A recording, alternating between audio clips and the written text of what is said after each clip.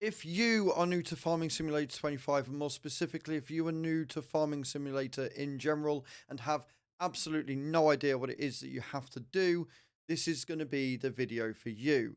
This video is going to teach you about how to start up, what options to choose, and what equipment you're going to need to really give you the best chance at making a successful farm from nothing when you have no clue at all what you're doing. So when you load into the game, you're going to be shown all of these maps when you choose a career. You've got Riverbend Springs, Houghton Pantai, and Zelonka at base with no other DLCs and no mods.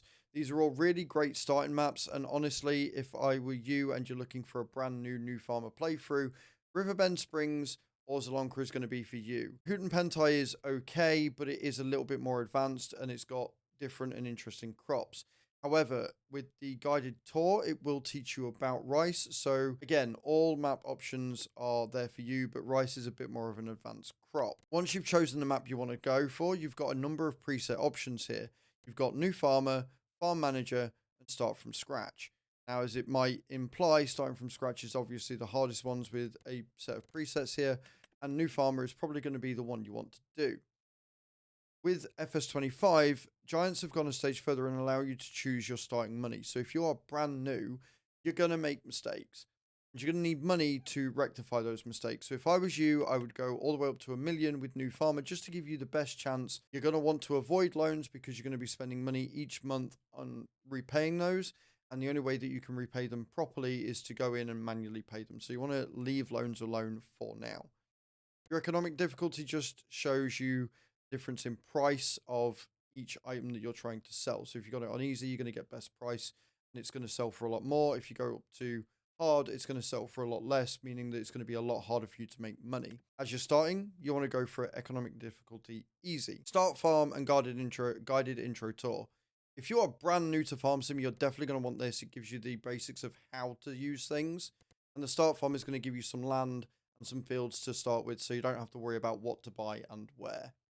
Once you have loaded into your chosen map and save of choice, you're going to want to hit the escape key or the start key, depending on what it is that you're playing on. You want to go down to the settings options here, and you want to go to game settings. This is where you're going to really customize your farm to be the best for you and to allow you to move through the game at your own pace. Now, the really nice thing is you can change this on the fly. So it's not a set and done.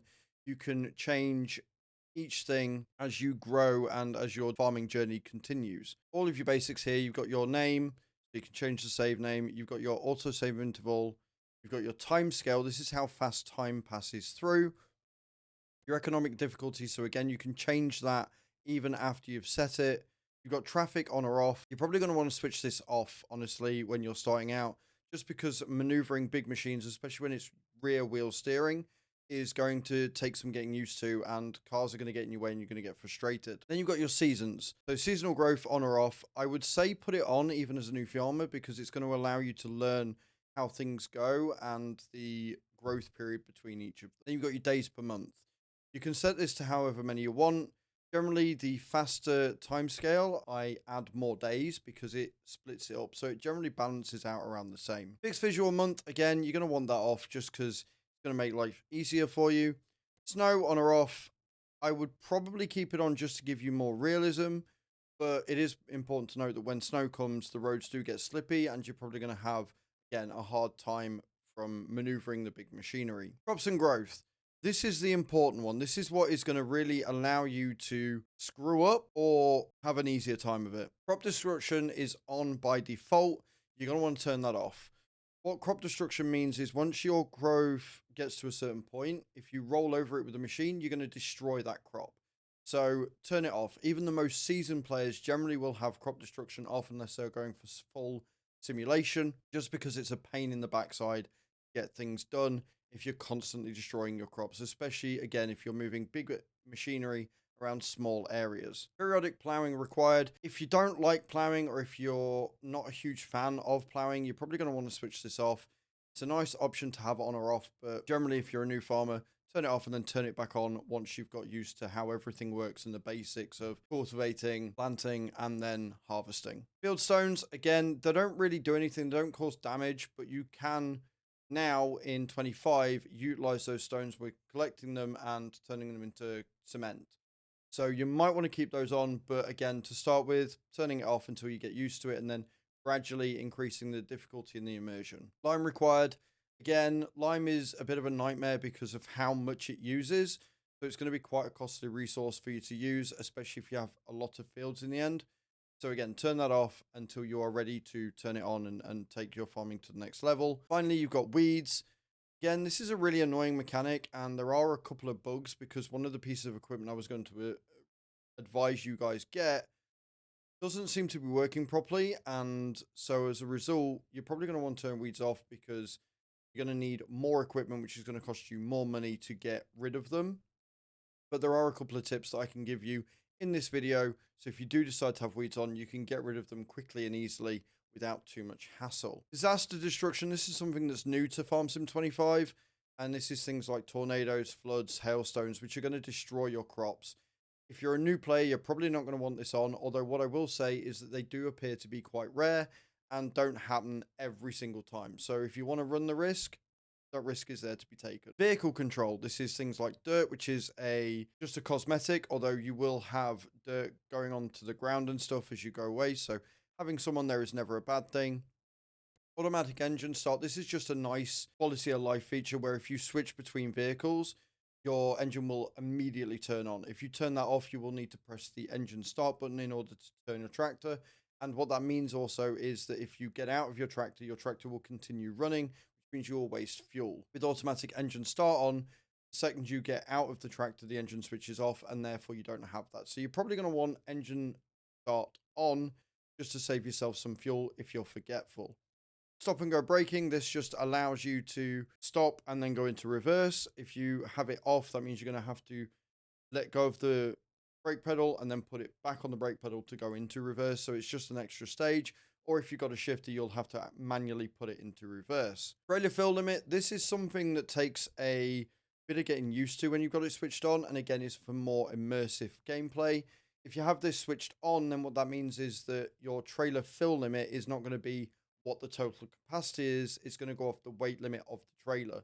So certain trailers have a higher weight limit, which means you can fill them with more stuff. Meaning that you're going to do more trips depending on what it is you're carrying. And then fuel usage, you can have it this higher or lower, which again is going to cost you more money and you're going to go through it much quicker. So until you get used to things, maybe turning this to normal or low just to make things a bit easier on yourself. And the final section here is AI workers, which means that if you've got an AI worker and you run out of something for seeding or for liming, the AI workers will rebuy the fuel, they will rebuy seeds, they'll rebuy fertilizer and all of that good stuff. It does make your life a lot easier if you are going to be using AI workers to just leave it all on buy. But again, it's going to cost you more money if you do run out of certain materials. So it's something to bear in mind and definitely to keep an eye on when you are using them.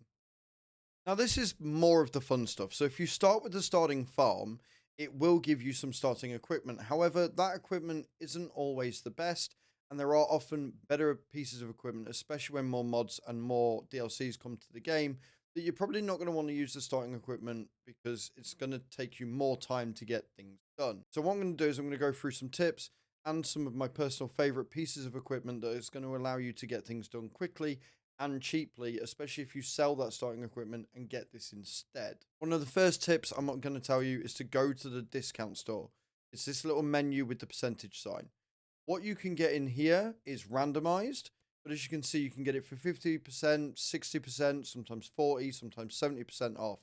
And what that is determined by is the condition and the age. If you look over here, you'll see it's 26 months old. It's got 26 months worth of time and hours spent using it, which means it's probably going to need repairing a lot. However, you're saving quite a bit of money because you're spending 50% less on the initial cost, which when you're starting up is a large amount, right? Check this first in case there is a decent tractor or a decent seeder or anything that you might need for the farm. Check here first before you spend any other money, just in case you get yourself a really cracking deal. It tends to change month to month. You know how many days per month you've got. It's always worth checking either midnight or 5 a.m.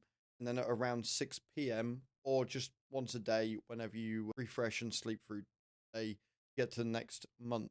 Other things to look out for: tractors. A really good medium-sized tractor is the AgroStar 8.31. It's cheap, it has 230 horsepower, it looks amazing, and it really is a dual tractor. The only thing this thing doesn't have is a front loader on it, which means you're going to need to either get another tractor for a front loader or get a forklift later on when you start doing productions. However, for a starting farm, it's cheap and it's cheerful and it looks amazing, sounds great, and will do anything that you need it to do on a small farm, as it does have 230 horsepowers. The next thing you want to be looking at is the cultivator. The cultivator it gives you on a starting farm isn't the best. It tends to give you the Amazon one, which is a little bit thin, or the John Deere, only 4 meters wide. It's okay for a smaller farm, but the one you're going to be looking at is the Prolander 7500. It's 50 grand, so it's double the price. But it's 7.5 meters wide. It requires 190 horsepower, and it's much easier to maneuver, which means you're going to be able to get more done, especially when contracts start coming in, because you will end up getting a lot of cultivating contracts, and this is going to save you a lot of money in the long run. For your plows, I honestly would suggest the Agro Maz. It doesn't require a lot of horsepower. It's much easier to maneuver, although it is quite a bit thinner. For the starting maps, you're not really going to have a use for these until you get to the bigger fields. And even then, I'd still say the Agro Maz, because you're still going to be able to use that Duos Fair after all. And it's only 16 grand. Your seeders, this is where it gets a little bit complicated, because I would honestly recommend the Horsch, but there is a slight issue because you can put the weeder on it, but I did some seeding earlier and it said that weeds were growing after I planted it, so I'm not entirely sure if this is either working or if this is meant to be a weeder at all. Other than that, it's still a fantastic piece of kit. It's very easy to use. It's got a decent amount of seed capacity at 1500. It is only 3 meters wide, but it also only costs £42,000. One that it normally starts you with is the Great Plains one, which is £49,500. It's 4.6 meters, and it does hold 1800 liters of seed and fertilizer as a mix. It's a bit cumbersome, it doesn't fold away, and it is a bit wide to move around certain farms. It's also a bit awkward to maneuver with the hitch. So for a newer farmer, something like this, which directly connects to your tractor, is just going to be a better all-round deal. Once you've got used to that, once you move to the bigger fields, I would say the Bedner, the Amiga 6000 is possibly one of the best base game starting pieces of equipment, because it is a direct seeder, which means you can drive onto the field. You don't need to cultivate or anything. You can just direct plant, and you will get that crop done with fertilizer as well. But it is quite pricey, and it does require 240 horsepower, which is a little bit out of the Duo's range. You should be okay with it still if you take it easy and you're not on any hills. Next up is my favorite piece of equipment on the farm. I absolutely adored this on 22, and I still adore it now. This is the Brendel K105. It is a spreader. It will do fertilizer and lime, and it will save you so much money and make you so much more. For a map like Riverbend Springs or Zilonka, you're not going to need the expansion on it. You're not going to need that 14,000 liters. You are going to want to put the 6-meter spreading unit on, because it just gives you way more coverage and still keeps very efficient. And it's only going to cost you £53,000, and you're going to make that back in a year just from fertilizing contracts alone. It's a really solid piece of kit. It's one of the first things you want to buy, especially if you're going to go straight into contracts, because you're going to just make all that money back really, really quickly. For your harvesters, honestly, if you're starting on a starting farm, the one it gives you is plenty. It's got 8,000 liters of capacity. It's got decent horsepower, and it does come with all of the kit as well, including a header, trailer, etc. It's a nice harvester, and you're not really going to look to upgrade until you've got a much bigger farm, much bigger fields, and you're going to be doing multiple fields, or you've merged the fields, so you're going to need that capacity. For a starting farm just starting out, the Massey Ferguson MF8570 is more than enough for what you're going to need. For your mowers, I would say you're probably going to want the Samsas. They are very expensive for what they are, but they do come with swath dropping, which is going to make your life so much easier when it comes to doing field work, because you're going to not need the windrow, so it's going to reduce your overall costs. For your balers, I'm a little bit disappointed by what they've got here, because they don't really have many of the good balers, so you're going to want to go for a square one.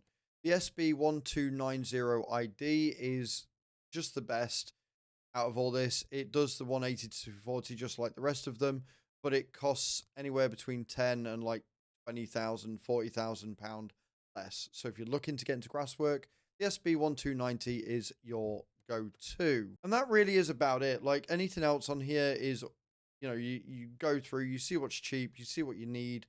But overall, they're your starting piece of equipment that I would very highly recommend you getting, because it will allow you to start up your farm and get going and making money. One of the really handy tips that you can use is the field itself. If you're not entirely sure what all the symbols and the color coding and stuff means on your map, you can simply go to the field and see what it comes up with what you need. You simply walk up to a field and you will see the field info. It will tell you what number it is, tell you who it's owned by, what crops on there, the growth stage, yield bonus that you've got, and whether it's fertilized or not. If there is anything that the field needs, be it liming, ploughing, rolling, etc., it will say it with a little exclamation mark in a different color underneath where it says it's fertilized. This is your easy, quick go-to guide so that you can see exactly what you need to do to your field and see your yield percentage bonus. Another really handy feature that comes with 25 is that you can also use GPS. This is something that came with 25. It was a mod in 22. They've implemented it into the game. What you simply do is you drive up to a field. You will press the hire worker button, but you will keep it held down, and this screen will appear. Now, obviously, it's saying there's no field detected right now because the field that I've gone to is already planted and everything. But this should still give you an idea of what it is you need to do. What you'll do is you'll go to either AI worker if you want to hire someone, or steering assist. You'll see the working width, which is 6 meters, which is what I'm using on the seeder. You can select how many headlands you want, and the headlands is how many times around the outside of the field you go to give you enough turning space.